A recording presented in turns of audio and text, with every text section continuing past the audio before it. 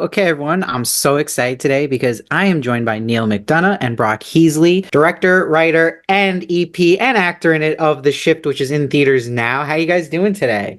That sounds good, doesn't That it? does sound good. It's a lot of Doing great. time. How are you, Steve?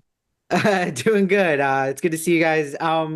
So Neal, you always play really good villains, and what I love about this film in particular is like you really go all out in it, and you do it so great because you never go over the top or cheesy with it. How do you find that sweet spot? Is there any secret to that?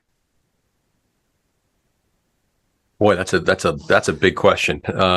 That's looking behind the curtain, I guess. It is. Can you reveal yourself? As a method guy, I know how to switch my method on and off really well. My wife Reve taught me that years ago, and I dig deep into my soul of flaws and good parts and all the things, and I put them all together. And like I call it, I like to puke on a canvas.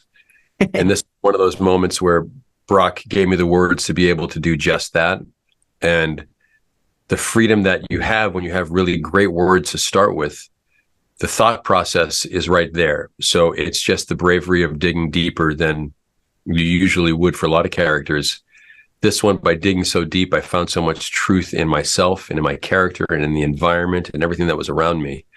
And it made for a heck of a psychoanalysis of my life and myself and my place on earth, and how much I adore God and how much I appreciate and I'm humbled by the gifts that he has given me. He's given me this amazing wife, Reve, of 20 years and 5 kids and 100 and something movies and thousands of hours of television, all culminating into this last performance of The Shift, which I'm so stinking proud of. I can't even put it into words that they chose me to play this character, and I was not going to let anybody down, and I don't think I did. No, Right. and it's a really special performance, and I'm excited for people to see it. And it's cool. It means so much to you to hear that. Brock, there's some really great special effects in this film.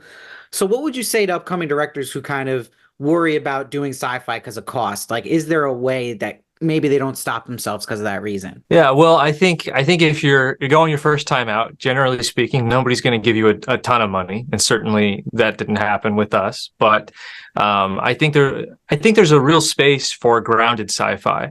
And to me, grounded sci-fi means a world it takes place in a world that's probably a little bit more familiar to us. But sci-fi to me, it's not about the special effects. It's about the ideas. It's about the mind expanding possibilities that science fiction offers us. And that doesn't need a big budget, and that doesn't need fancy special effects. And I think audiences, especially this year, have told us, you know what? We've seen it all at this point.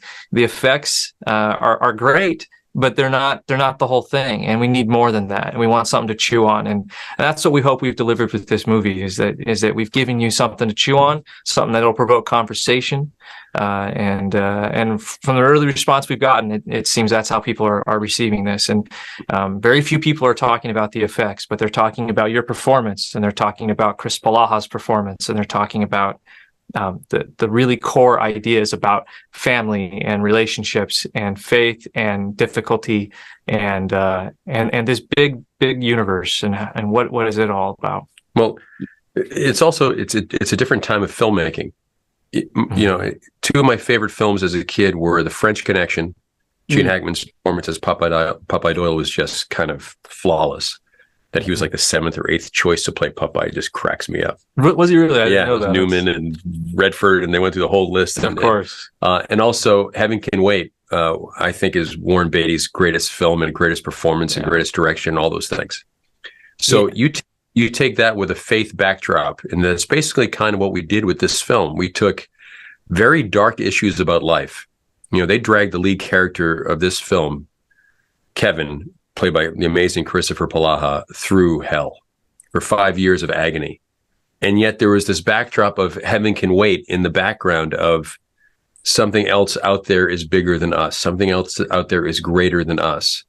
And the only place where you could have made this film was where you made it, and that's Angel Studios. 100%. That they allow us to tell stories where faith films were always so kind of sweet and not multidimensional years ago. But because of Angel, we get to tell stories about real life problems and flaws and sin and addictions and pain and loss and all of these things. Yet at the end of the film, you have a feeling of hope. And it's that amplification of light that Angel really shoots for instead of the dark landscape that Hollywood has become. I think that's why Sound of Freedom did so well, because people are craving that kind of entertainment. So this weekend, if you can, you want to see this on a big screen because it's such a beautiful film, but it tells Hollywood, the more tickets that we buy this weekend, it tells Hollywood, okay, enough with just this awfully dark stuff. I want my family to go to see a film that we can all talk about after. And that's what we did the other night. My 5 kids after, and they're all younger kids, are like, Dad, that movie was awesome. I love this. I love that. I love this. You can't do that in most films now because they're just so dark. And thank you, Angel, for giving Brock the ability to take his baby and let it come to fruition. So, hey, bravo, dude. Well, and to you as well. It is out now in theaters, The Shift. Thank you guys so much for joining me today. I hope talking in the future. Thanks, Steve. Thank you, Appreciate Steve. it.